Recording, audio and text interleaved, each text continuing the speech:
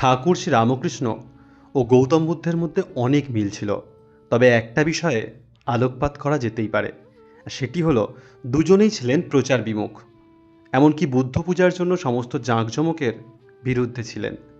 একবার ভক্তি ভরে এক ভিক্ষু তাঁকে মালা দিয়েছিলেন, কিন্তু তা ফিরিয়ে দেন এই বলে যে ধর্ম পালনের মাধ্যমে তুমি আমায় পূজিত করতে পারো, অর্ঘ্য সাজানোর কোনো প্রয়োজন নেই। পূজার রীতিনীতিকে তিনি অবিদ্যাই মনে করতেন। তন্ত্র মন্ত্র প্রদর্শনের বিরুদ্ধে তিনি ছিলেন সোচ্চার। ঠিক একই রকম ছিলেন আমাদের ঠাকুর। একবার বঙ্কিমচন্দ্র তাকে বলেছিলেন, আপনি যা করছেন তা প্রচার করেন না কেন? মানুষ জানবে কি করে আপনার কাজ? জবাবে ঠাকুর হেসে বলেছিলেন, তাঁর প্রচার আমি আর কি করব গো?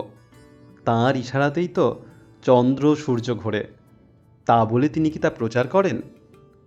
প্রচার না করলেও কি আমরা তা বুঝি না? এরপর বঙ্কিমচন্দ্রের আর কিছুই বলার ছিল না।